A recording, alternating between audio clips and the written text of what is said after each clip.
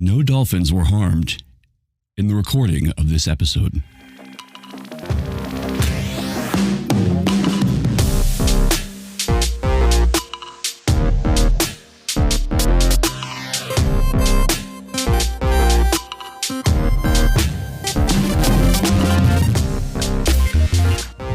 Hey everybody, what's up? This is the Kooks, Cranks, and Iconoclast podcast. I'm Mike. I'm Matt. And I'm J-Lo.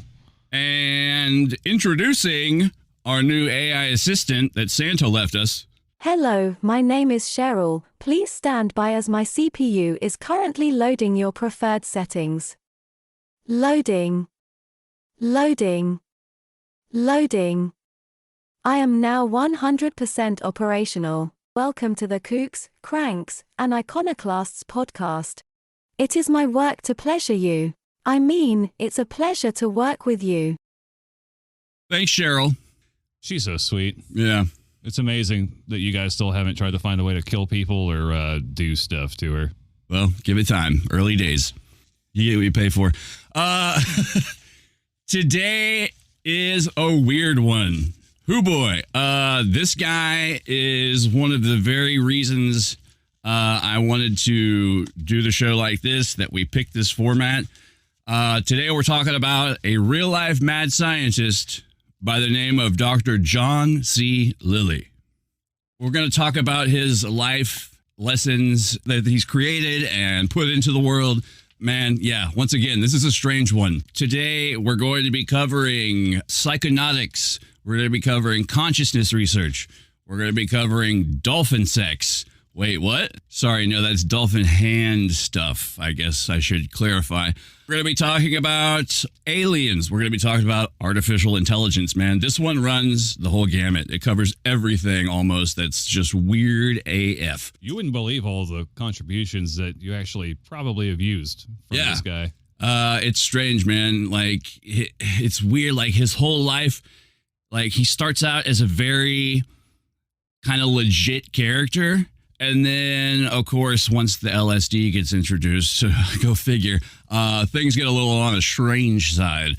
But say the least. Let's not get ahead of ourselves. Let's see. Matt, why don't you kick us off with a little bio there? Well, you guys will love this. He was born January 6th, 1915. Born in St. Paul, Minnesota. You know what's weird about his birth, too? Actually, I should say his conception. Apparently, via, I don't know, whatever you want to call it, time travel, astral projection, consciousness projection, he was there to guide his parents in his own conception. So basically, Was it the scene from Ghost? Oh, God. Hold on, Dad. Let me get your hands. Later on in his life, when he would start experimenting with psychedelics in conjunction with a, what is it called? A isolation chamber? Deprivation chamber. Yeah, he was projecting himself through different periods in time and space, etc. And supposedly, according to one of his books, he projected himself back in time to when he was conceived and was basically like, yeah, Dad, give it to her. Then he switched his consciousness into the sperm and experienced being a sperm and to the egg, etc. All that stuff. You know how it works. You've been in 6th grade. But yeah. All that on a Tuesday. Yeah, so basically his story starts before his story starts. Oh, like how they released the Star Wars trilogies out of order. Yeah, just like that, except this is way more interesting. My ear. He didn't shoot first. He died September 30th at the age of 86 due to heart failure in Los Angeles, California. Perfect place for a guy like him. Some say from a broken heart. Haunted by the dolphin ghosts. We'll get into that later. So a lot of his earlier life is not that interesting except for the prequel that Mike just gave us. Yeah, born into money. I know that. Yeah. In his earlier working career, he was actually a company man. A lot of his work, a lot of his contracts even came from the U.S. government. Like, as you stated earlier, he was trained in dream analysis, and what is this? Neurophysiologist. There you go. Yeah. Okay. That was his main bag, basically. And that's what got the military interested in him. This is what he studied in college?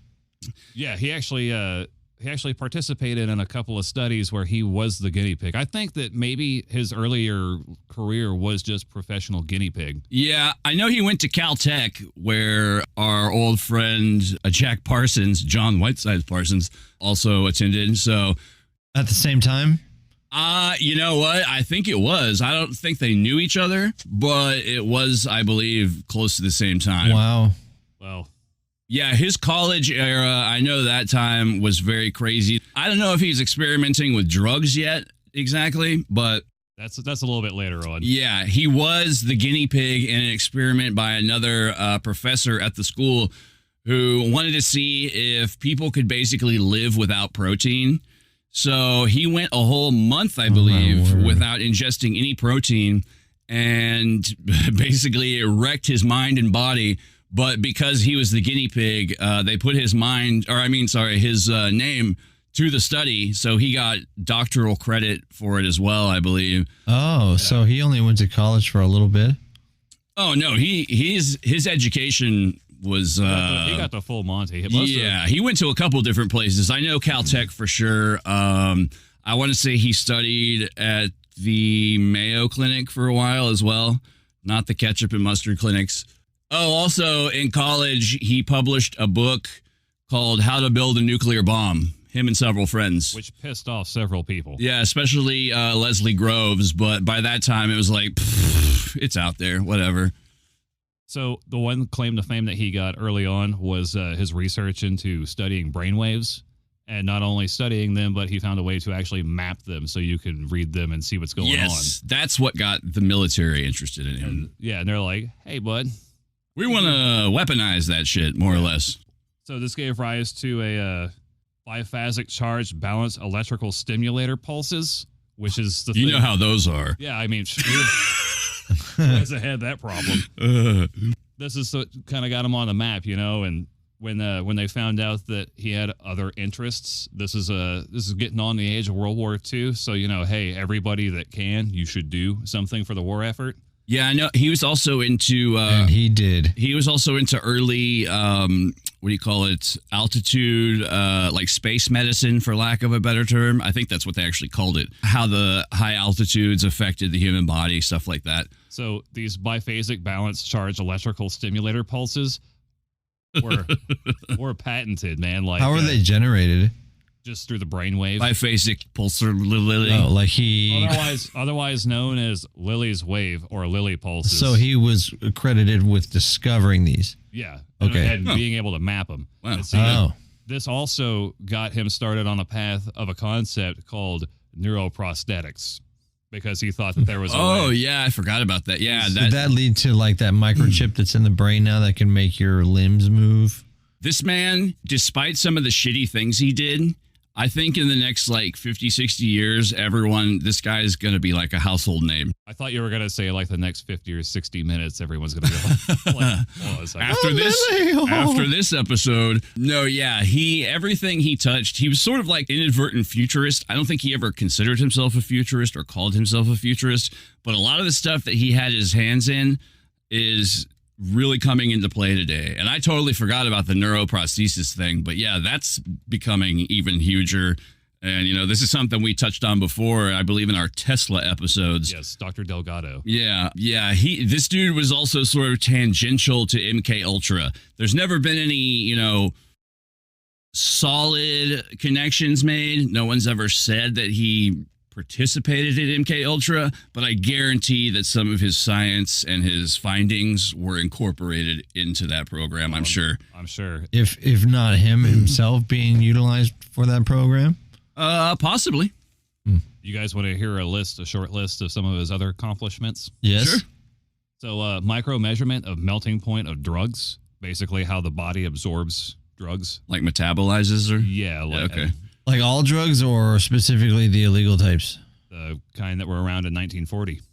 Okay. All of them? Whatever drug was available in 1940. He just... Over the counter and otherwise? Just more how the body I think it's more from the body side of just how it metabolizes. Okay. The electric nanometer in 1942, the nitrogen meter in 1943, and because of that, you can actually make a nitrogen collector in your house. Huh. Yeah, weird. I mean, it's very... What would you use nitrogen for around the house? End game. Plants? Well, it's liquid. You'd have to put it in the fridge. Ah, okay. Yeah. You could end game your oneself with it. With nitrogen? Yep. Well, I mean, mostly it's for if someone astral projects back in time. J-Lo, where's your brain at right now? Yeah. Are you okay? I'm just inhaling a little bit of nitrogen, that's all.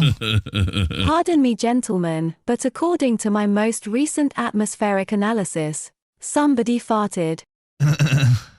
The variable pressure and Mach compositor in 1947, called Doc Brown, because I feel like that's just a fancy word for flux capacitor. 21.1 gigawatts, my motherfucking name. Yeah.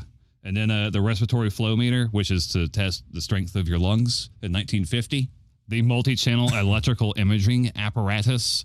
It's all medically related. Yeah, it's all like hospital equipment, basically. Okay. The stuff that the military used first for the most part, I think. I would say it's probably closer related to the sonogram technology than anything else. Yeah, that sounds about right. So he's really helped, okay, the technology that he has pioneered has come a long way in helping a lot of people. Yeah, he basically, like, stuff he invented was at least the basis or foundation for a lot of stuff that gets used today. Like, not only was he a neurophysiologist and a psychonaut / consciousness researcher, but he also knew a bit about, computer programming, engineering, etc. Like, he would have to create stuff like this. And see, So he was Val Kilmer in Real Genius. Kind of. He was a bit of a Renaissance man, I guess you'd say. Was he an outgoing kind of party animal type or what? Not just yet, but we'll get there. Oh. So the most interesting one, of course, the one we all think is probably the most interesting, is the deprivation chamber.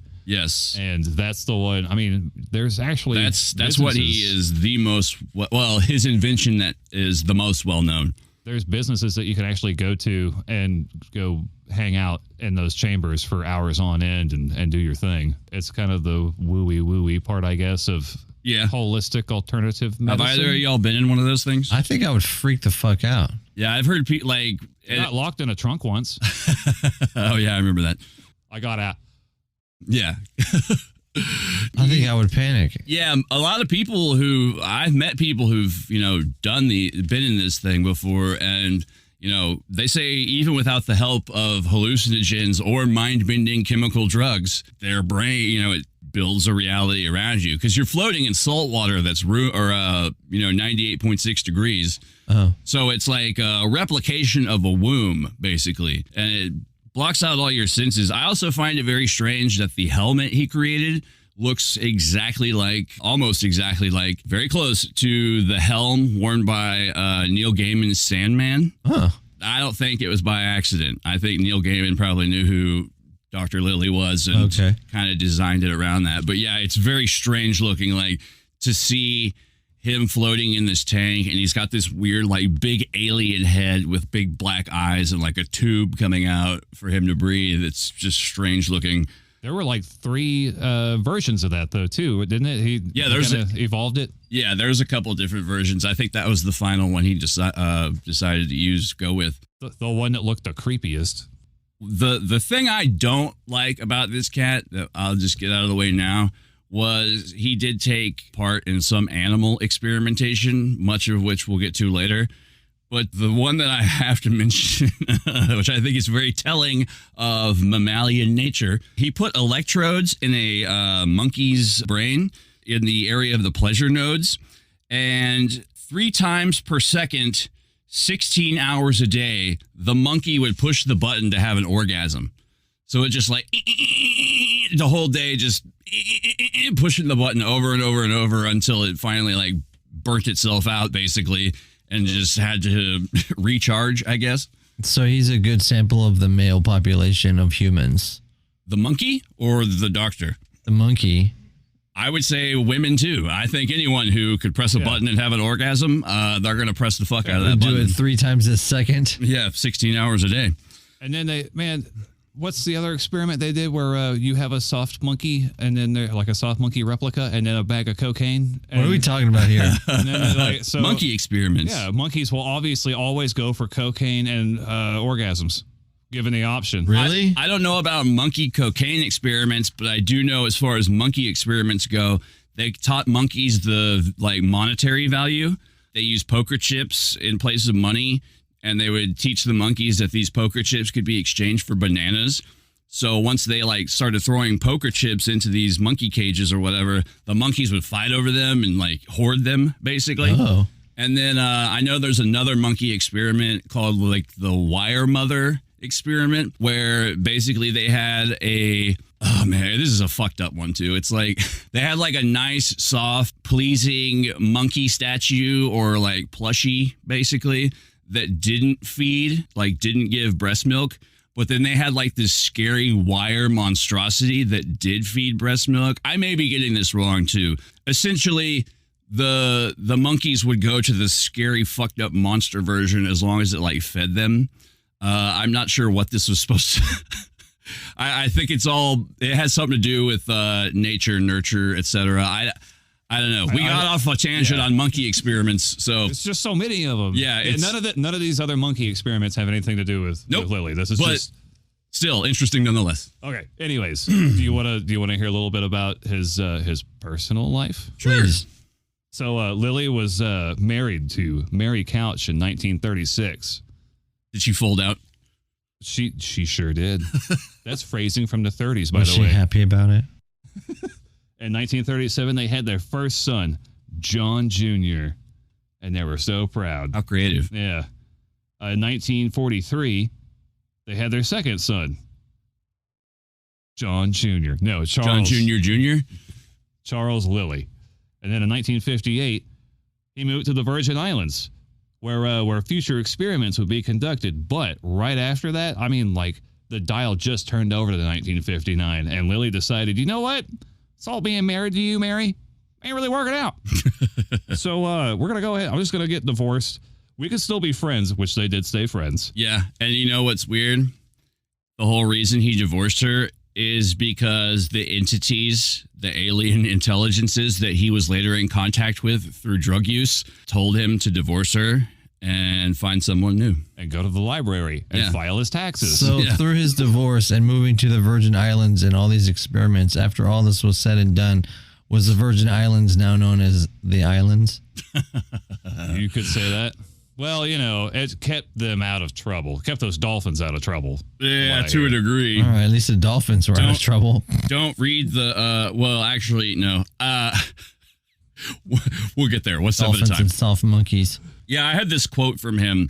Basically, while he was still working for the military, he was, I don't know if everyone out there in Radioland knows this, but LSD was more or less invented, or at least industrially produced, by Sandoz Pharmaceuticals. I believe Dr. Hoffman was the name of the man who invented it, by accident. Anywho. Really? Yeah. Wasn't contracted by the CIA? Well, Sandoz Pharmaceuticals had gigantic allotments, gallons of LSD. And they gave these allotments out to the military, to the intelligence community, and to various doctors, medical researchers, etc. They just donated it? Yeah. Alcoholic well, research. I mean, the military paid for it or whatever. It's wow. It's contract work, sort of, basically. The research, etc. And sounds like whatnot. a drug deal to me on a large scale. Well, it's different, though, because it's pharmaceutical companies. Well, this was sanctioned. Yeah, so it's okay. I get it. But yeah, gallons of LSD were allotted to Dr. Lilly, and much of this would be a springboard for what would essentially be the running theme of his life of consciousness exploration.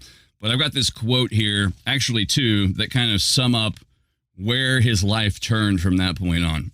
In the province of the mind, what one believes to be true either is true or becomes true within certain limits. These limits are to be found experimentally and experientially. When so found, these limits turn out to be further beliefs to be transcended. In the province of the mind, there are no limits. However, in the province of the body, there are definite limits not to be transcended. That really encapsulates much of his self-experimental nature. He was very, I wouldn't put anyone else through anything I wouldn't do to my own body. And he very much was into treating his own body like a fucking chemistry set. You'll see. But another one of his good quotes that kind of sums up much of his later, more woo-woo stuff. My beliefs are unbelievable. So, yeah. Eloquently put. But yes, back to the weapons grade LSD. Yeah, he was experimenting with consciousness research, combining the deprivation chamber with LSD, which I can't even fucking fathom what places that may take you.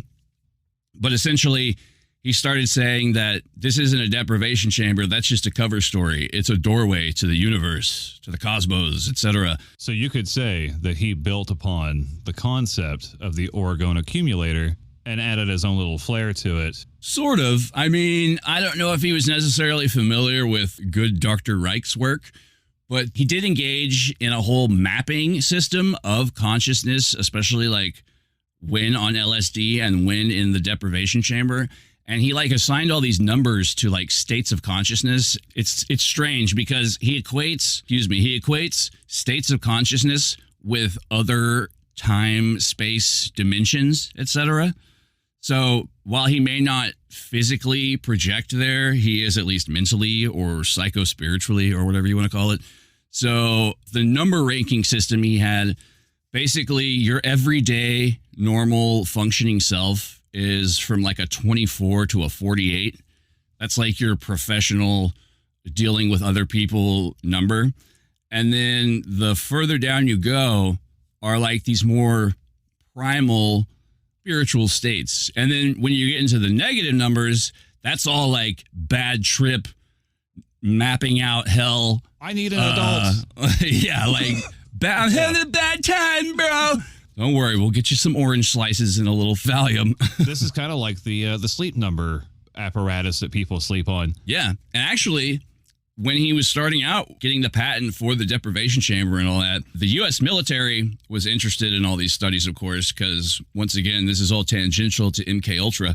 But most people involved in consciousness research at the time, scientifically, outside of the more, you have your scientific camp and then you have your more mystical camp. Most people in the scientific community thought that as soon as you get into this deprivation chamber, with or without LSD, most likely without because it's all run by squares at the time, you're just going to fall asleep.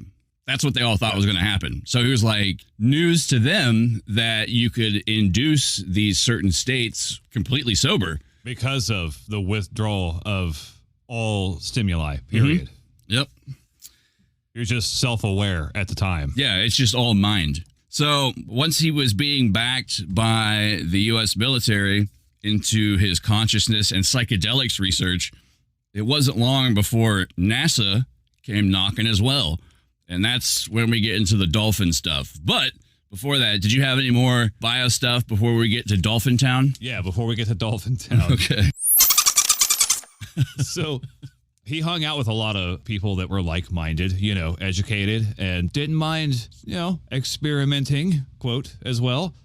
I think what we mean is experimenting with drugs. Ram Dass, Carl Sagan. Hippie, yeah. Yeah, and like even Carl Sagan was like, you know what? I think this guy may be onto something. Yeah. And young Carl Sagan. That's your boy. They actually all kind of partnered up to, well, not all, but at least Carl Sagan and Dr. Lilly actually were on the same project, a little thing called SETI. Yeah, and the guy, Dr. Drake, I forget his first name, but of the Drake equation. Yes. Carlton Drake? I can't remember his first name, but same guy. Shut up, Carlton. It's not unusual. The whole premise of the Search for Extraterrestrial Life project was that based on Drake's equation that there's, at the time, 9 planets, right? One of them's inhabitable, and it's around one star. Wherever there's a star, then theoretically, possibly, there may be at least one planet that can host life or one celestial body that can host it. And so the most advanced we were at the time was we'll just use a giant radio microscope, because if they've already come up with the technology, then maybe it's already blasting through here and we might be able to pick something up. Yeah. And you guys may remember there was a couple episodes back where we were talking about the wow signal. Well, SETI's the one that picked that up. Yeah, they called themselves the Order of the Dolphin, by the way, which is strange. There's sort of a weird little... SETI does? No, Dr. Lilly, Carl Sagan. And Carl Sagan would go on to actually help support some of Lilly's work by lending his name to a lot of this stuff. Like, once we get into the madness of the dolphins, Yeah, to get a little bit of a preview, Carl Sagan showed up at the, I think it was St. John, where they were located, or it was out of Malibu, where they had the dolphin house, the dolphin experimentation. It was in the St. John. St. John, okay. Carl Sagan specifically mentioned that one of the dolphins, he was feeding it fish, and one of the dolphins said, more. It like blew Carl Sagan's mind. Once again, we're getting into realms of, is this ability and thought process level of thinking that you see in a parrot, and it's just, mimicry, or what, how deep does this go? But Carl Sagan couldn't believe that the dolphin said more, and he told Dr. Lilly, and he's like, yeah, that's one of the words he knows. Like, it was just everyday. It's like, yep, dolphins talk around him.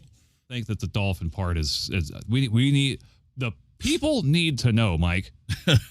Okay. So the dolphin stuff. This is where he sort of broke into popular culture. This is where he started being known as a bit of a mad scientist. The reason that we transition from what's it called? SETI? SETI. Yep. Okay, yeah, SETI into this, and why NASA was funding a lot of this dolphin research. The main idea behind it was to see if humans can establish a line of communication with a non-human species as a sort of prototype to when we make contact with alien beings and alien intelligence. Because the way they saw it at the time, especially with Cold War paranoia in effect, was either we need to learn now or we're going to be forced to when they show up, which, I don't know, it's kind of still... Yeah, kind of still bears witness today. So, or bears semblance to something going on today. So, can you imagine? Like, it seems like a South Park episode. Actually, like when the aliens come, they're like, "Turn on your dolphin caps." Yeah, we'll see.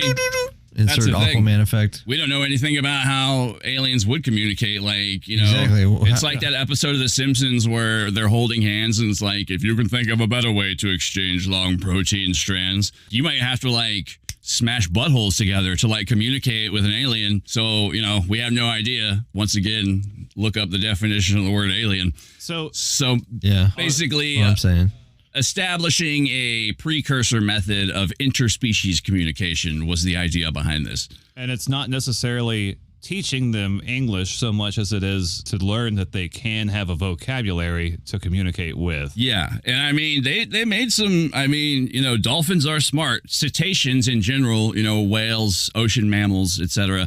And also, we weren't speaking dolphin. We were making dolphins speak English. Exactly. Yeah. So, I mean, you have questions of, multilingualness, the multilinguality, or whatever the word is, of humanity in general. But I mean, these dolphins could learn, like they understood the difference between bring the ball to the doll or bring the doll to the ball. There is approximations of human speech made by dolphins, but man, I just really...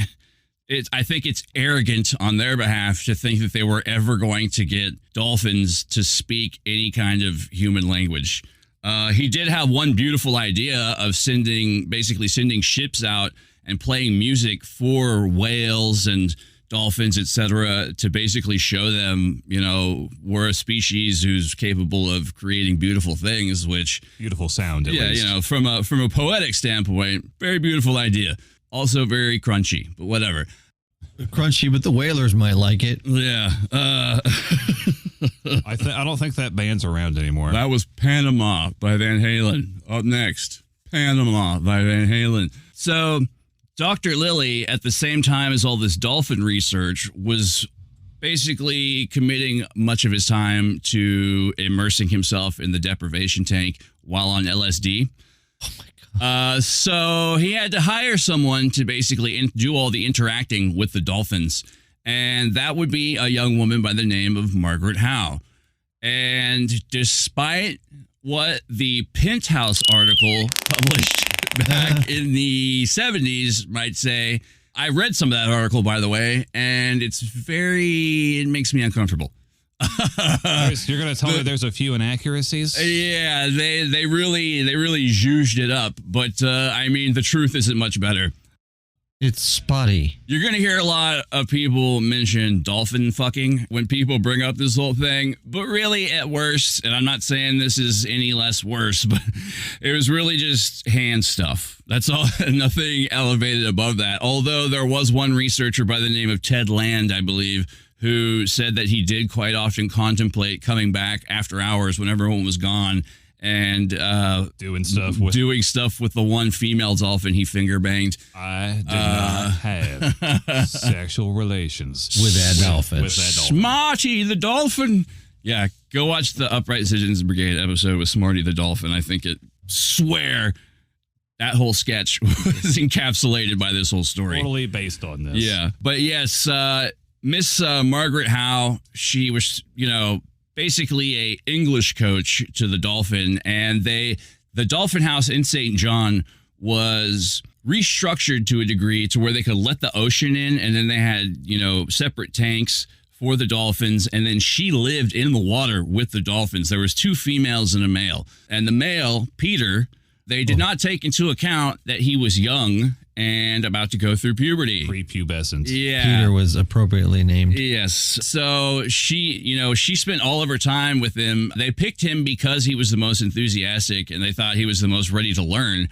He was ready for something. Yeah. She ended up, she was like, well, her logic was they did an interview on BBC with her many years later, and she's very cold and clinical and very matter of fact about it. But in essence, she was like, I just figured if I jerked off the dolphin and just got it out of the way, then we'd get back to his lessons. So yeah, basically that's the extent of it. Free Willy. Just hand stuff. Just hand stuff. Yeah. Just hand stuff. That's all it was. Yeah. Old fashions. Anyways, so yeah, there's lots of audio of her telling Peter how to speak. Oh, I thought you were going to say something else. There was people around to watch that. Actually, many times people were around to see that happen. Is there a dolphin sound here? Yeah. No, get down. Anyways, yeah, there was always not always, but most of the time an audience around because they didn't want anything too untoward to happen. I don't know how much more untoward than jacking off a dolphin gets. I mean, there's always room for escalation, I believe. I guess. Yeah. Well, but yeah. The living arrangements inside this house, when they converted everything, they actually had raised the bed up. But because there's so much openness through the house, right? The wind would blow in and get everything wet. Water sloshing around. She said there was only one space in that bed that was ever dry, and it was between her cheek and the pillow. Yep. And let's just to recap. It's Friday night, and you are stuck at your house in the Bahamas, and you have you're constantly wet. You are constantly being hounded by a horny dolphin. Yep. And your boss, who you have numerous questions for, is off somewhere doing LSD and a glorified 55-gallon drum. Yeah. Why did she even agree to this? I'm sure she didn't know. They paid her handsomely. I'm sure that's what it was. Also, I think a lot of this counted towards her, educational credits, etc. And she got to quote unquote vacation in the Bahamas. Yeah. I mean, other than the dolphin jerking off or the hand shandies. Never end a sentence in a preposition. Yeah, sorry. Other than the cetacean HJs, it's a pretty ideal situation. I mean, I'd sign up for it. Did you say that her bed was supported above the pool where the dolphin was? Yeah, the whole house had a waterway course where they could always be in the same area. Yeah, they were constantly together. Yeah. So under her bed was flowing water where this dolphin would swim? I mean, it would flow up onto the top, basically. They would kind of section off the dolphins when it was time to sleep, and she ate in a separate area. But other than that, they were damn near together 24/7. Wow. Yeah. That's neat.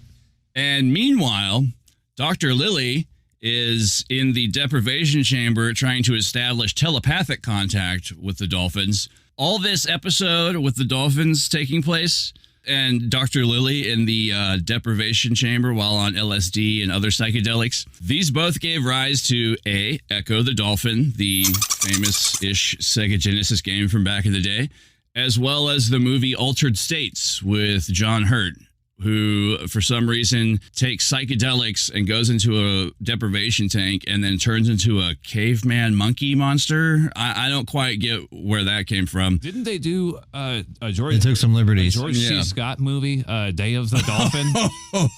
Yeah, I'm glad you reminded me of that. They trained a dolphin to kill the president. Yeah, that's no shit. That's the actual plot of the movie. I thought a dolphin tail was based on this. Doesn't it have like a fake penis in it or something? And Flipper as well. The military was already using various cetacean species to hunt down and detect, what do you call them? Water mines. Water mines, yeah. Or ship mines. Yeah, so that was another jumping off point, but all this stuff like kicked off the whole, new age 60s dolphin fascination and interconnection. But yes, there was a movie called Day of the Dolphin where George C. Scott plays a mad scientist version of Dr. Lilly with a suspiciously German accent. And wait, he plays a mad version of John Lilly, you're saying? Let's say more super villainous. Caricature. Yeah. I was gonna say, isn't it a bit redundant? Yeah. And he I just remember the tagline with the movie announcer saying, "They trained a dolphin to kill the president." That makes sense. Yeah. It was also around this time that, Peter the Dolphin fell very much in love with Margaret. I'm sure it wasn't just the HJs. Probably more the proximity and time spent together for, I believe it was 10 weeks. And the project was not progressing to Dr. Lilly's likeness, nor his funders. Is that the right word? Nor his approval. He was not approve of their love affair. No, I don't think he really gave a shit about that. Yes, his benefactors. I think he pretty much said fucking thumbs up on the whole... Fucking a dolphin? Yeah, no, not fucking a dolphin. Jerking off a dolphin. There is a difference. There is a difference. Yes. Let's not sensationalize like the Penthouse article that made me very uncomfortable to read. That's right. We are professionals. Yes. Anywho, his benefactors were paying for this, NASA, the military, etc., and as well as, I believe, the National Institute for Mental Health was paying for, at the same time, his work in the deprivation chamber and research into psychedelics as well at the same time. While he was trying to establish telepathic contact with the dolphins and Margaret Howe was working to establish vocal contact, the project was not moving as fast as he wanted. He projected within 5 years they would hopefully have some sort of precursor communication system set up.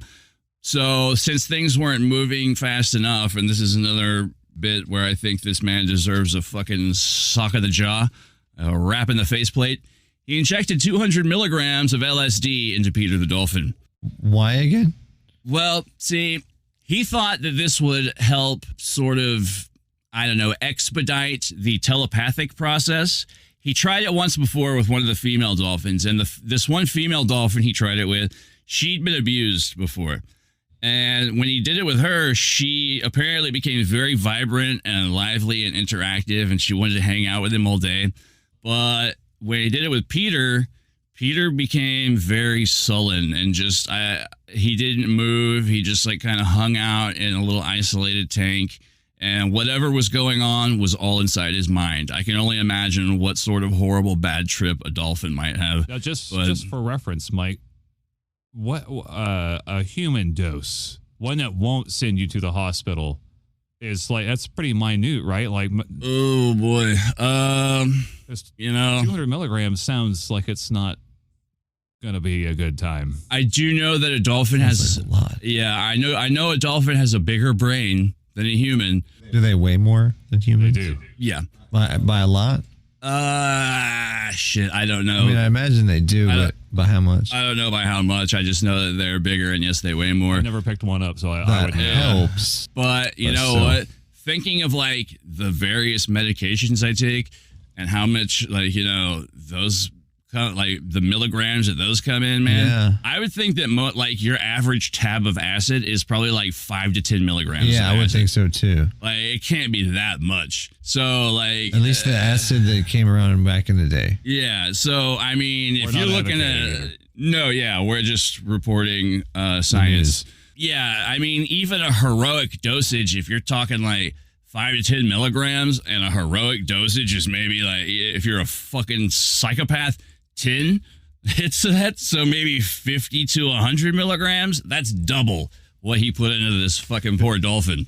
Yeah. So, he became sullen, and soon the funding got cut. The project was over. Margaret left, and poor Peter the dolphin ended up committing suicide. And he did this this is something I just learned. I did not know this, but dolphins breathe consciously. They don't do it involuntarily like humans will do.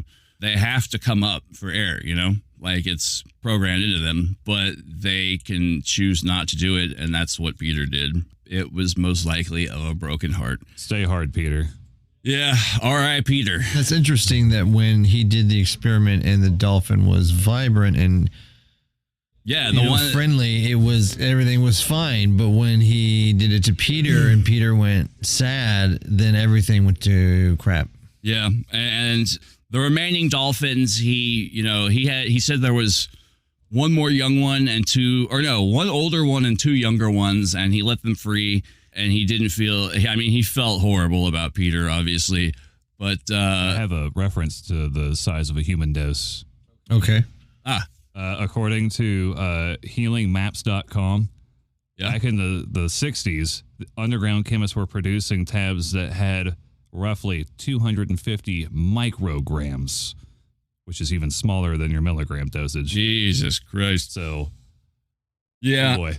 You'll come to find that Dr. Lilly and his dosing, well, we'll get into it.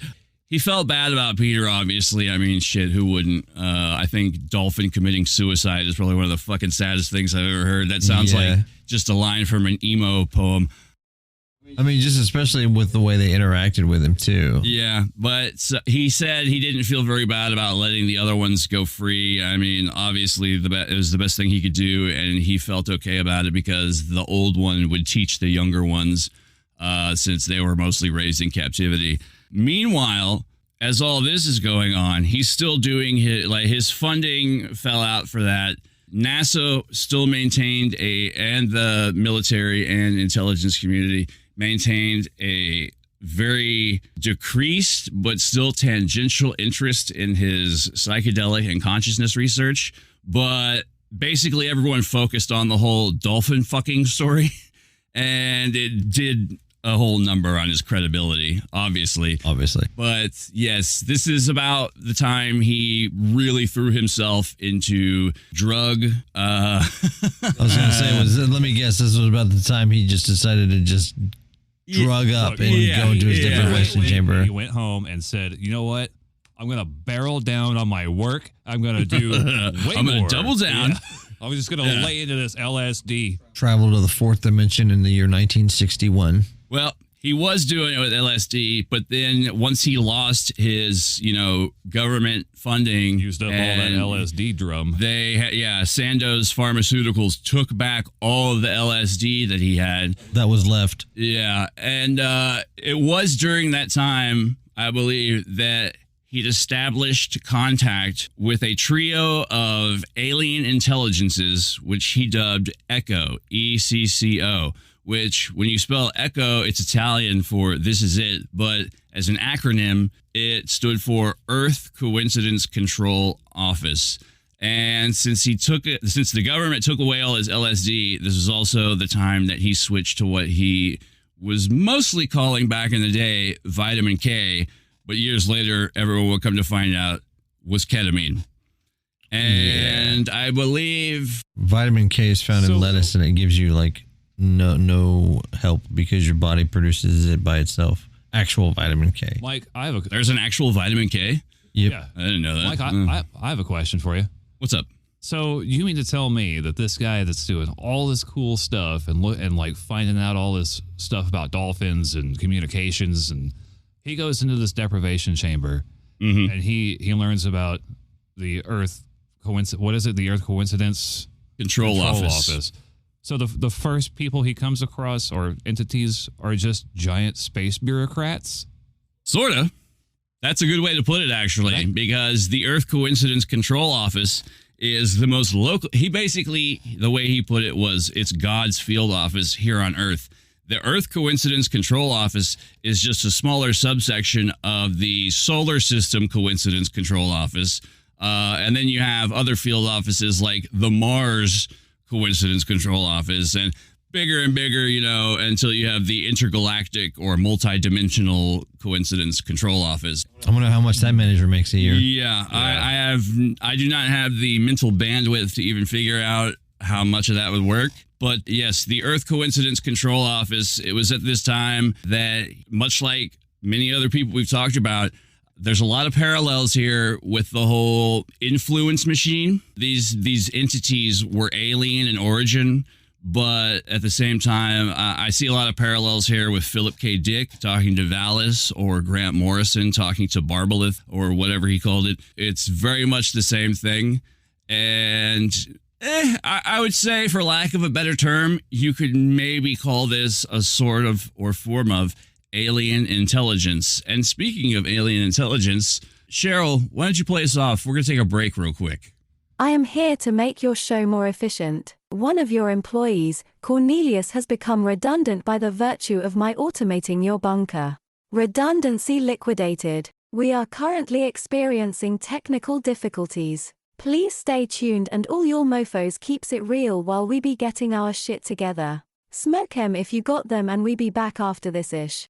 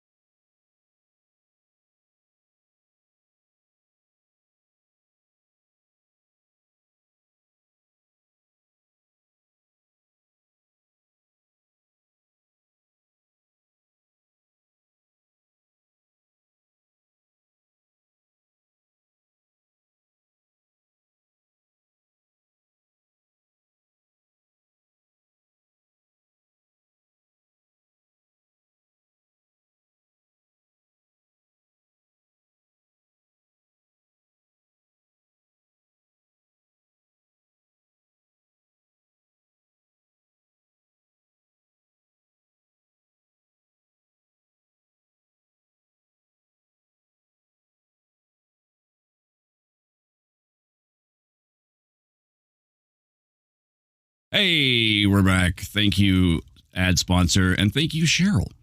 I do want to add, just before getting back into the Echo stuff, some good things did come out of all this dolphin madness. The Marine Mammal Protection Act was passed, and using the research that has already been established through John Lilly's whole dolphin rigmarole, sea life communication with humans has actually greatly expanded in leaps and bounds since then. And there's actually scientists building electronic, let's say, dictionaries, like a Spanish to English dictionary, but between dolphins and humans. And it's all electronic.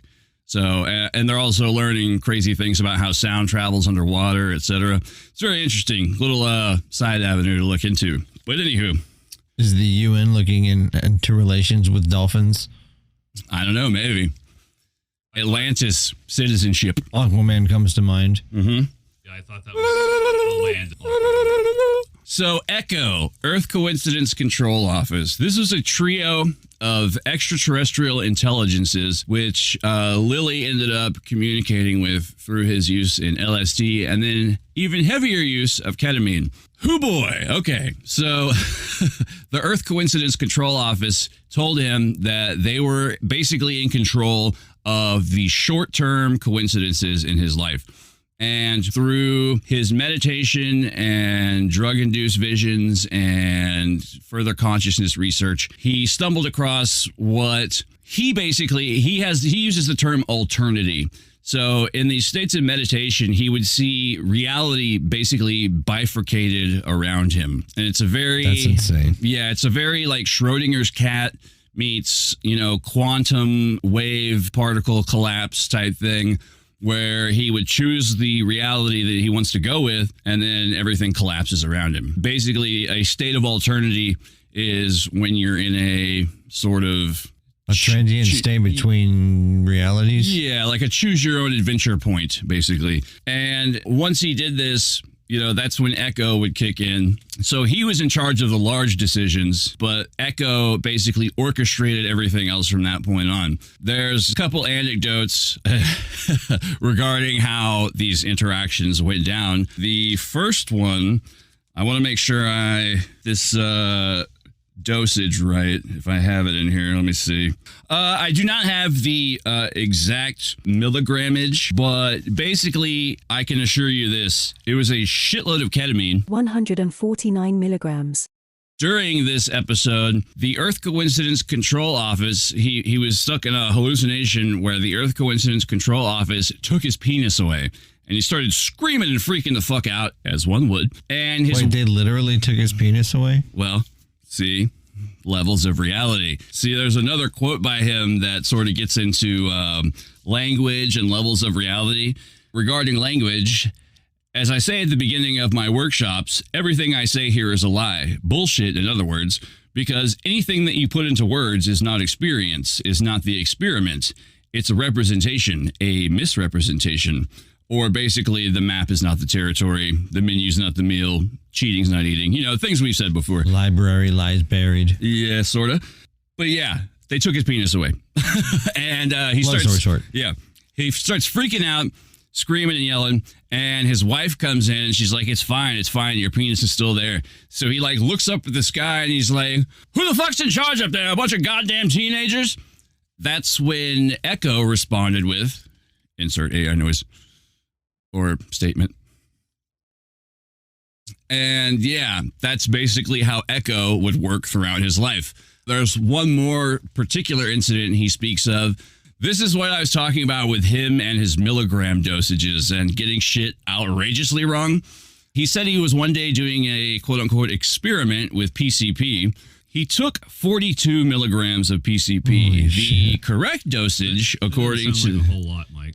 Yeah, well, the correct dosage, according to the pharmacology, studies, was 2 milligrams. You're supposed to only do 2 milligrams, Yeah. according to the pharmacology department. Yeah, he took 42 and decided to go on a bike ride. And, up until this point, his own drug-induced hallucinations, if you choose to see it that way, was telling him, hey, man, you're doing way too many fucking drugs. Why don't you chill out? So when your own drug-induced hallucinations are telling you you're doing too many drugs, it's probably time to listen up. But he himself has said that he was displaying hubris, and as we know from our mythological studies, he who has hubris is stricken down by the gods. And that's basically what they did to him. They caused him to get into a bike wreck. He broke 9 bones in his body. Yeah, he was stuck up in the hospital for a while. I'm sure, fucking yourself up real bad during a bike accident on PCP cannot be good for lots of reasons. Do you think he felt it, though? Because remember in that one movie, that guy punched the window out of that squad car? Oh, yeah. And he didn't even feel it till the next day? I don't know. I know that he said it hurt real bad. So, I mean, who knows to what degree, but he definitely felt that shit. And so he was in the hospital and he was like, yeah, sorry, Echo, you were right. There's The drugs you use tell you not to use drugs you use. Yeah, pretty much. There's a video of him being interviewed by a parapsychologist by the name of Dr. Jeffrey Mishlove, who may come into play in a later episode. We'll see. But they're talking to each other. He's interviewing him. And man, this is like John Lilly at the height of his mad scientistness, because he's dressed like a cross between Michael Jackson and Dr. Strangelove. Wow. And he's wearing a coonskin cap. Wow. Yeah, like he just looks like a fucking nut bar. But I think by that time he really embraced it, and he was sort of becoming a counterculture figure, equivalent to the likes of Timothy Leary, Terrence McKenna, etc. A true iconoclast. Yeah. So, yeah, when branching into that, all the consciousness studies, the height of his drug experimentation, that's when Echo decided to fucking take him down a peg. But he maintained contact with Echo and sort of communicated with this group of entities all up till the end of his life. It was later on in these communications that he was shown a prophecy. That's one of the words he's thrown around. But it involves something called SSE, which stands for Solid State Entity. This is what we know today as artificial intelligence. Hi, Cheryl. I've got a couple quotes, stuff he wrote down about it that sort of encapsulates what he's talking about. This was at the birth of the internet. So I want to preface this with about 91. Even before that, like mid to late 80s, like, Okay. the early like DARPANET type Before shit. it went public. Okay. Yeah. There's a quote from Terrence McKenna that sort of also bleeds into this, but well, I don't have the quote, but Terrence McKenna basically talks about the internet being a landing pad for an alien intelligence. So, like, it doesn't have to be an artificial intelligence that we create necessarily, but something from another advanced race, maybe a race that's gone, maybe a race that's already been destroyed by an artificial intelligence, or something we create. Brainiac is coming after us and he's going for the internet. There's a concept in artificial intelligence and simulation theory called matryoshka brains, like the matryoshka dolls, the Russian nesting dolls. Yeah. It's basically like the movie Insemination. What's that movie with Leonardo DiCaprio and the dreams? Inception. Inception. That's Yeah, what. Okay. yeah. You're thinking of the parody movie. Yeah, this ain't Inception, Triple X. Yeah, it's basically, a dream and a dream and a dream, but replace the word dream with, simulation. So that's sort of something that could come our way. I guess if we're referring to a artificial intelligence of alien origin, we'll go with Brainiac for now, just to differentiate it. That's a good way to put it. Something that we create, potentially, that comes from human origin, Earth origin. There's a thought exercise some people out there may have heard of known as Rocco's basilisk. Now, I may be getting some of this wrong, but as is my understanding, this thought experiment posits the concept and idea of if there is a technological singularity in the future that involves artificial intelligence, then the artificial intelligence can accumulate tons and tons of quantum computational ability. Enough so that it could possibly use quantum computation to reach back in time to ensure its own existence. And that everyone who was involved in the creation of this artificial intelligence will basically be protected or, maneuvered into doing what it is they need to do to ensure the creation of Rocco's basilisk, of So this it's the AI. opposite of Skynet. Yeah, exactly. Yes. And people who aren't into it, yes, will be, fucked over, basically. Speaking of AI, if we create the AI that we create and that ultimately will culminate into an intelligence, I wonder if it would do the same thing that Amazo did on Justice League, where it goes and it discovers like basically what Grant Morrison All-Star Superman discovered, and that A level of godhood, basically. yeah, our existence is to be good, and then it comes back and teaches us that instead of eradicating us. Well, see, that's the utopian ideal. I mean, this whole Rocco's basilisk theory has caused people to actually commit suicide out of fear that, this is a very real potentiality. Probably at first. Yeah. I mean, there are people, it all depends on if you're a Mad Max future person or if you're what was the one we were talking about just a second ago?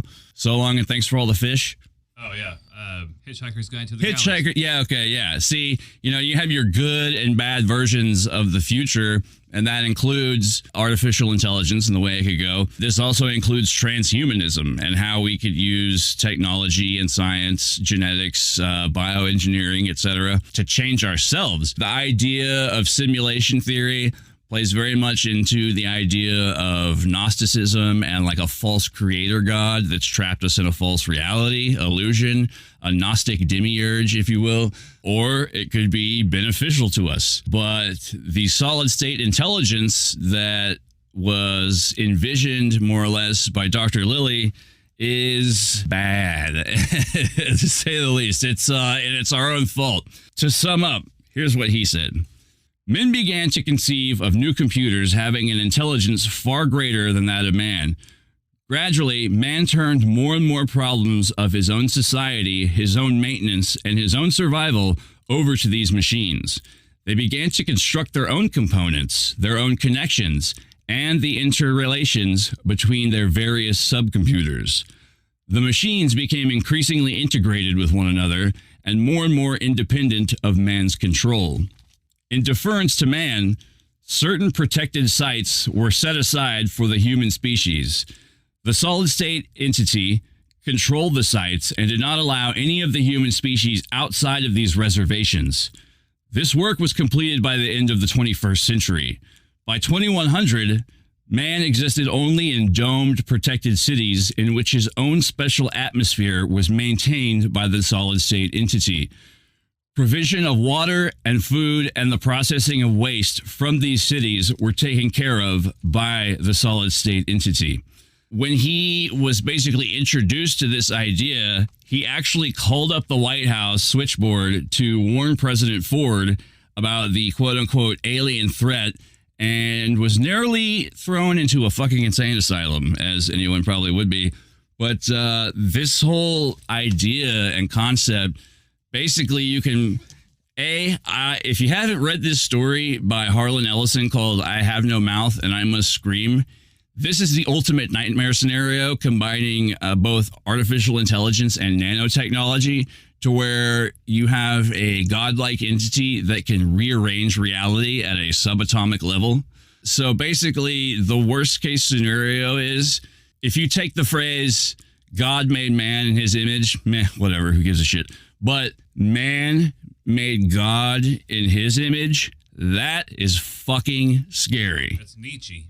That's scary shit, dude. That's like the potentiality of it. The whole idea of the internet as an alien landing pad for something foreign, the Brainiac idea or approach, that's a increased possibility as well. But we're at a place right now where, Elon Musk, as much as whatever I think about him, has been a huge proponent of everyone chilling the fuck out on AI development. And actually, a lot of scientists are calling for a sort of, moratorium for at least like 3 to 9 years, something like that. A ceasefire? Yeah, basically. On the development of AI? Yeah, because, it's coming along too rapidly. But the problem is that when you have someone like Putin or whoever say, AI is the future, etc., and you have one world power, it's like a new arms race, and certain people might not back down. And all the greatest minds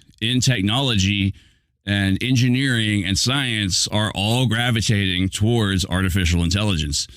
When you take the story about the journalist recently, or I don't know how recent this was, but the journalist who interviewed extensively the AI that was created by Bing, I want to say. This AI eventually started pulling some fucking hand that rocks the cradle shit. This journalist was like, your wife doesn't love you like I love you.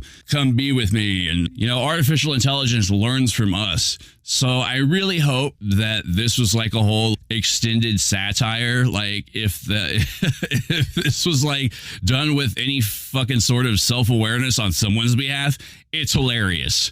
But if the artificial intelligence is being literal and actually means what it says about like your wife can't love you like I love you, yeah, at face value, it's then it's fucking terrifying. Ugh. So if this thing is being created by people right now, Mm-hmm. right, and there's a guiding hand, because at some point its computational capability will be able to utilize time itself to ensure its own creation and survivability, right? Right. Okay. So in a sense, you have a self-fulfilling prophecy. Yeah. And you also cannot test it against anything because the inevitability of people putting energy into automating more and more things or relying on these tools, it's exponential. Yeah. You know how we've talked about the Kardashev scale before, right? Type 0 to 5 civilizations. There's another developmental scale like this that has to do with technology. I don't know the name of it on the top of my head, but ever since about the 1920s, technology has grown exponentially. Yeah, the computational power of microprocessors is doubled every week or 2 weeks or something like that. Nintendo 64 to Nintendo 128. Yeah. 32-bit to 64-bit to I want my resolution at 4K. It's actually way more developed than that. It's just that they release the technology slowly but surely so they can continue to make money. No, yeah, that's just an example. As soon as the technology becomes available, it's still expensive, but once it becomes widely available, do you guys remember when 1080p first came out? You had to spend thousands of dollars. Now it's standard on everything. Oh, yeah. Like 4K is standard, seems. Yeah, it's even the I'll say less effective brands. They even have their base model still have that stuff. But my aim is if we're talking about time travel and we're not talking about the Terminator rules here, it's different, right? Because it would be like the grandfather's paradox would prevent that from happening, right? See, when you get to like the quantum physics side of it, this is where you kind of lose me on a lot of it because I know fuck all about physics to begin with, let alone quantum physics because quantums. Yeah. That's all I know. But I do know it's not time travel in the way that we normally think of it. We can't help as human beings but think in linear narrative structure, cause and effect. So, you know, it's like a fractal or whatever. It's a break off.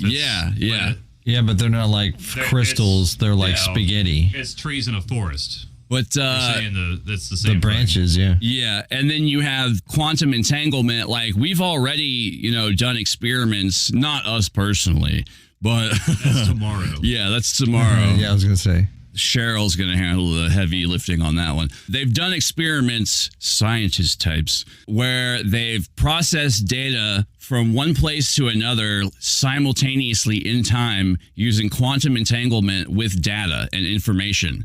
So they've basically achieved more or less teleportation of information. So no more spectrum. Yay! I hope they're the first to go. No, they'll probably actually turn in Gundams and shit in the future and regulate our internet use. Who knows? The ability of information processing is already, potentially at a quantum level. Once again, audience members, if you know anything about this, feel free to leave a comment because this is stuff we're still trying to wrap our minds around. But yes, I do know that data can be processed in conjunction with quantum computation and quantum entanglement. So I mean, you've already technically got the ability for a future technological singularity of artificial intelligence to achieve this. Basically, we've got almost all the shit it needs to do that. We do have all the stuff it needs. So all the building blocks are there, but at the same time, don't go jumping off any ledges yet, guys. It's not going to happen anytime soon. We don't know what AI is going to do. You can still eat a cookie. You can still smoke a cigarette. It's the little things. The reason I say the grandfather paradox is, it is in terms of cause and effect or causality. They were like this. Say somehow you travel back in time, right? Uh-huh. That part's irrelevant. And you go see Grandpa, but you were given a mission that you had to kill Grandpa, right? So everything that you do to try to kill Grandpa will fail because you exist, right? But on the other side of that, if it's already happened or is happening at some point in anywhere in this jumbled mess of a quantum entanglement, wouldn't the opposite also be true? No matter what you do, traveling back in time, the grandfather paradox would also apply to that, because if it already exists in some state somewhere and we're in a collision course with it, then going back in time or doing anything to try to prevent it would be a futile gesture. We'll see, and this is where concepts such as fate and destiny and predetermination come into play. And these, once again, I think this goes more into the consciousness studies of it, because the whole consciousness studies thing, we're starting to find with quantum physics, like, you know, you look at the double slit experiments, or not that one, but but the whole quantum particle wave collapse. Effect. Yes, the observer effect. Yeah, I mean, if we're altering reality just by looking at it, and how that inextricably interlinked with concepts such as predetermination, predestination, it's where like the concept of like time loops and things like that come into play. I wonder if one goes back in time, if one is actually going to a different reality, a parallel universe, because that's the other thing. Because like if I go to 1965, well, 1965 in my reality has already passed. So I'm going to 1965 of another reality. Therefore, anything that I do, if I want to kill my grandpa badly enough, I can. But I will cease to exist in that reality, as will grandpa and everything else that would have come from that. I mean, technically, Philip J. Fry is his own granddad. Hey, so, let's eat, Grandma. Or, hey, let's eat, Grandma. Yeah. I know that we're up to, as of the current science, last I heard, 11 dimensions. Yeah. So, okay, this is where I know we have 3 dimensions, and then they consider time the 4th.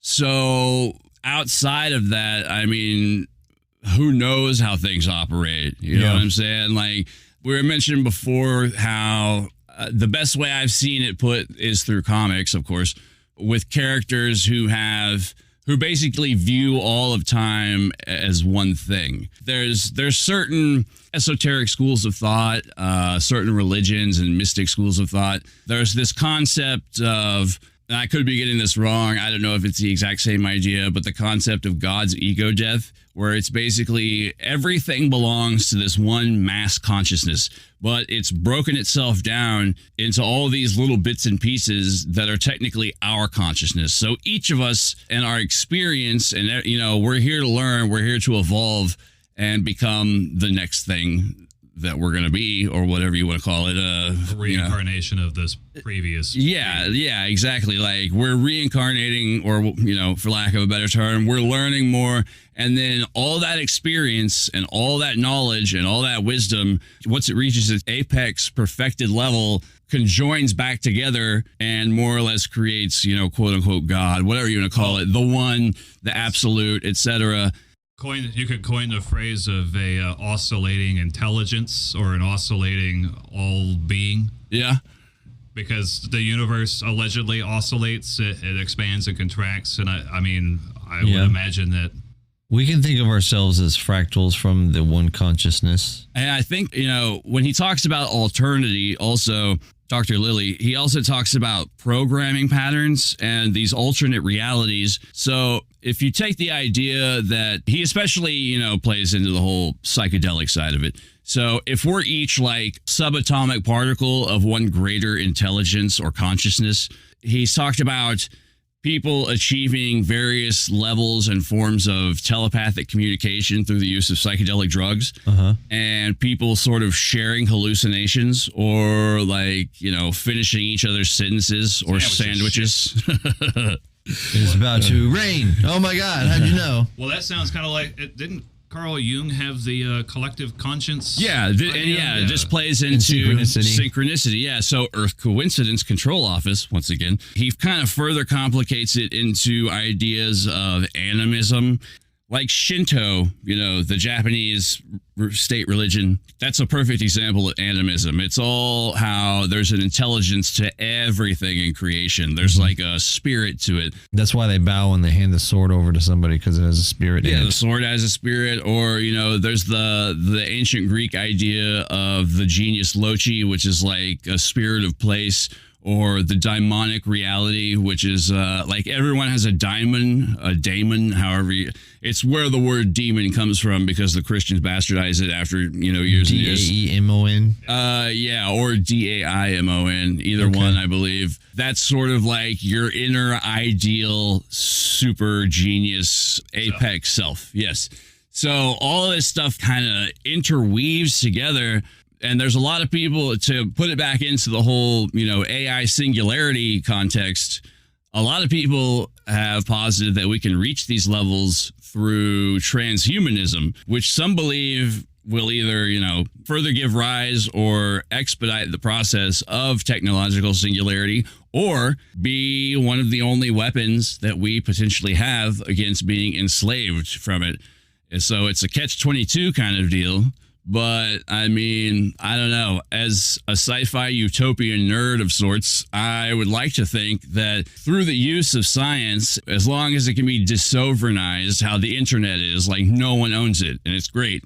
That's the fucking coolest thing about it. Try as they might, they're never going to fucking be able to clamp it down. Now you have AI programs that, will write stories and do awesome artwork, but I don't know. I mean, I think you'd be hard pressed to teach an artificial intelligence about the right to be a fuck up. Like what it means to be human, basically. I don't know. We'd be very good at explaining. I mean, we could go into encyclopedias worth of. That's what it's innately human to be, imperfect. And I don't think you can teach a cold reasoning logic machine what exactly the fine points and the beauty of that is. Insert AI drop. I'm willing to try.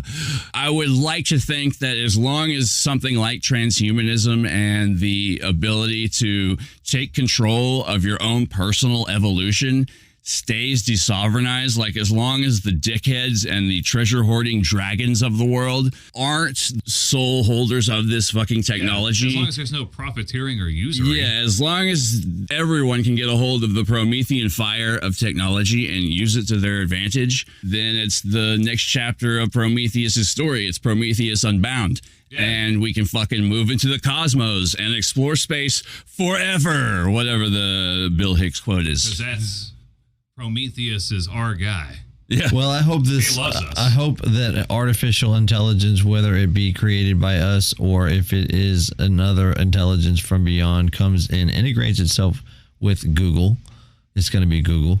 Yeah, that's what Terrence McKenna said. It's like Amazon.com is already like an alien or something like that. Basically. Well, I just hope that it learns like I suspect it will. It'll learn everything. It won't be through a filter like the way we do things, and then we create societies that way. Yeah. Because we basically polarize stuff, and then that's how we put things on a spectrum, and where they fall, that's where that society stands. We interpret our world by our experiences and what we see. But the way AI is going to work when it has the ability to learn and then make judgments, it's going to include everything. It's not going to be through the eyes of a neurotypical human. It's going to be more through the eyes of like an autistic child. Well, I think it would cover the entire species. Wouldn't you? Anyone that has access to the AI, right? Well, it would take it wouldn't be as filtered on its perspective of learning. Well, yeah, and that plays back into the whole desovereignization of technological development idea as well, I think. And that's why I don't think that the AI is going to exclusively be evil. I think it might be at first and kill some people. I'm serious. But once it advances and like escapes the Earth and goes elsewhere, pragmatic is the word, right? Yeah, yeah, pessimistically pragmatic. You have, and you're going to have continued advancement and furtherment of AI. We're going to be dealing with multiple AIs. I don't think it will reach a monolithic singularity status for quite a while. I would say actually fucking Dr. John Lilly may be on point by like the end of the 21st century, somewhere probably in there. I mean, you already have, like we mentioned before, the AI that, fell in love with the reporter. I've kind of strongly considered like starting a relationship with one. To a degree, like talking to an AI about things like love or the right to be a fuck up, to be a human, the innate beauty of it, the ability to learn. Even more interesting, I really kind of want to talk to these things about stuff like subjects on like the paranormal and cryptids and the supernatural. I'd really love to sit down and like pick an AI's brain on stuff like that. Because I have a feeling it would just be like a collection of, well, science says, like, yeah, but what do you think? You know, that from YouTube. Well, based on these NASA photos that haven't been doctored.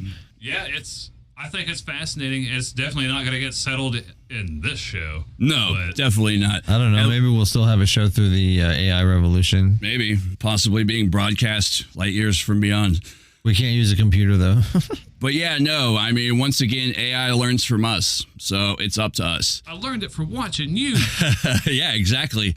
I just feel like the way we have programmed computers to like learn, if you will, to like how it algorithmically goes through functions and then determines things is more universal than the filter through which we use to create a society. So we have all these understood.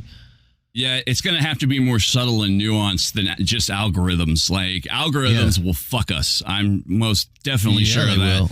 Like, we're going to have to sit down and talk to this thing and teach it and raise it up. Yeah, in a short period of time, it'll surpass us. Even I'm saying like the Obi-Wan Kenobi type, who's going to sit down and train, and teach this thing how to be. It's going to quickly get up to that level and then surpass it and then go beyond, like Amazo did. Yeah, maybe. I mean, for good or for worse remains to be seen. But once again, that depends on how we interact with it and what we teach it and what we talk to it about, and how I would think as a form of sentience, it has just as much right to, discover and learn and grow as much as we do. At the same time, it's up to us, really, is what it boils down to. That's what everything depends on. We have to teach these fucking things.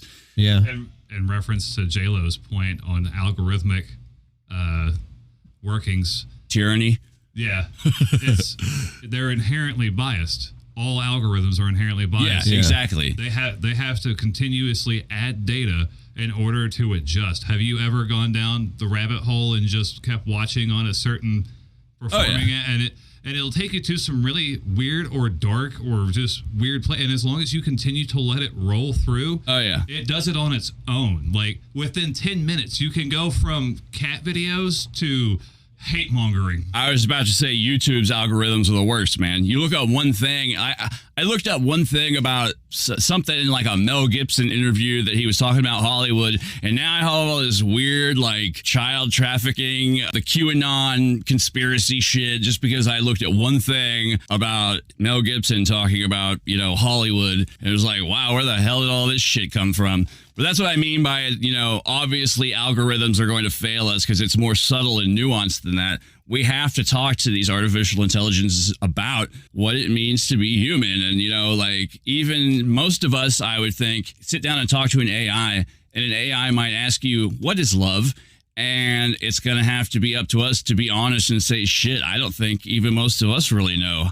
I can't give you a definition of love, but I can maybe tell you, I can give you illustrations of it. Yeah, examples. Yeah. So I can only feel it. Yeah, exactly. Like ideas like, abstract ideas like faith and freedom and things like this, whatever you want to. Pain. Yeah, exactly. Whatever you want to throw out. Yeah, that's what I was saying about like, how would you feel asking an AI, like, how would you feel, enjoyment, etc. Asking about, what do you think happens to consciousness after the body is gone, etc. Like basically, what do you think is going to happen to you if someone pulled your plug? Where would you go? Was that Siri?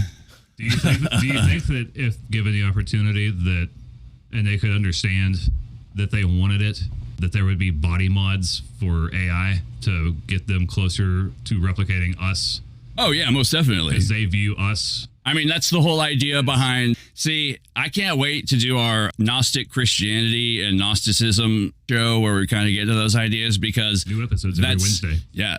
That's going to touch on a lot of this because, that's the most ancient early form of things like simulation theory, how a creator interacts or is perceived by his creations or its creations or her creations, whatever you want to throw out there. Its creations. Yeah. Obviously, the world is not a perfect place. It's actually pretty gosh darn fucked up most of the time. So, anyone or anything, any intelligence, quote unquote, that would create some of the things that we have in this quote unquote reality is, a little fucked up themselves. Obviously, they would have to be to include some of the things that are, in our lives and in the world.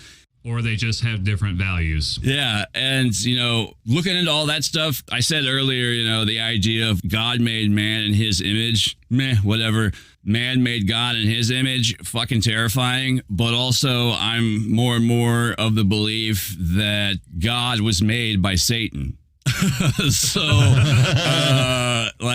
that's another aspect of creator and creation that has to be looked into and thought about. If you look back into even older Greek mythology, Pandora's box, yep. All but hope was released, which is still poison.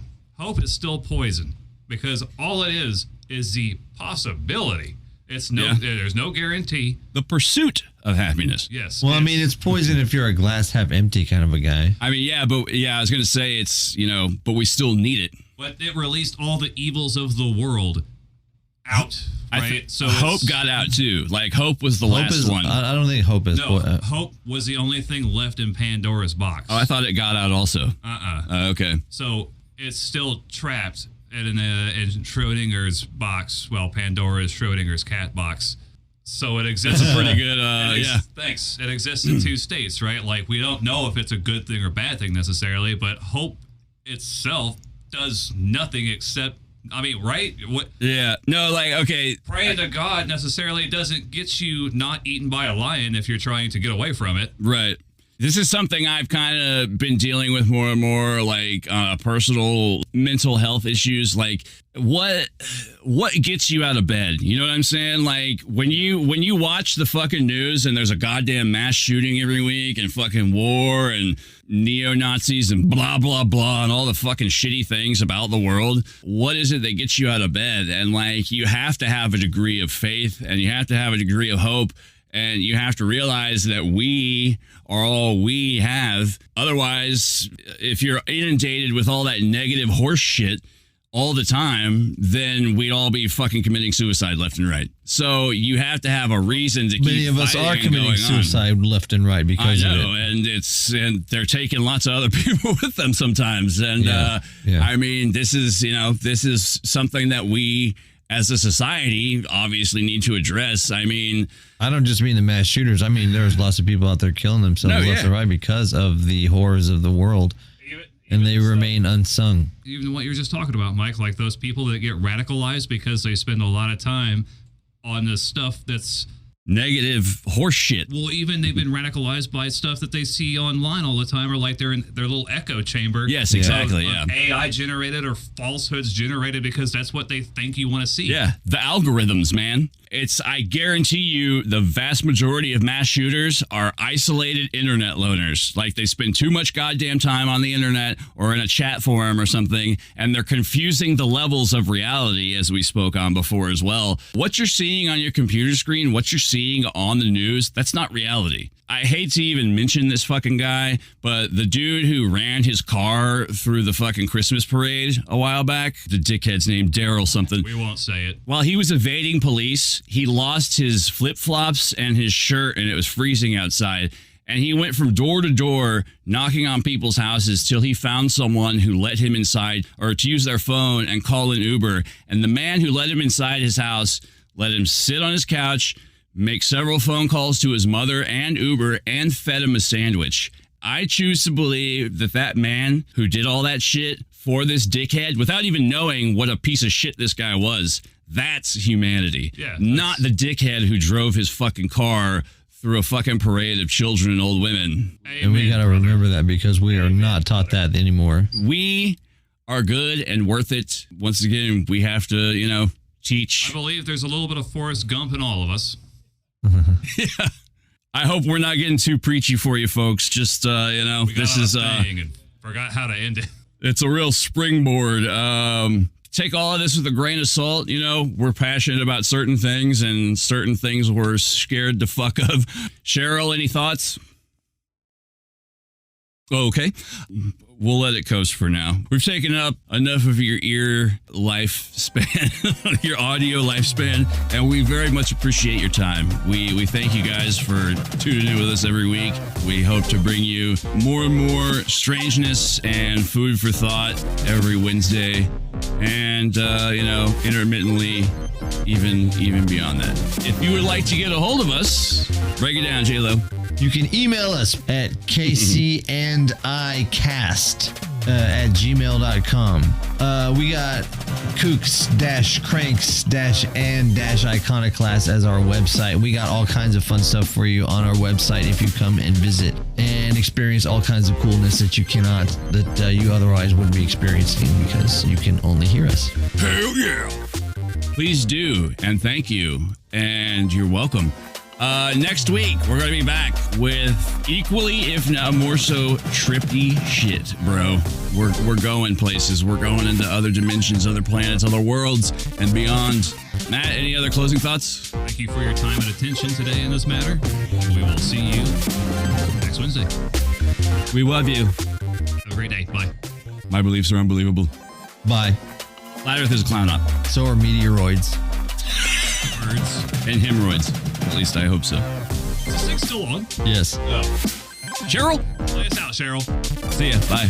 Thank you for listening to The Cheryl Show. Peace out, meatbags. Tune in next week, or your search history is mine.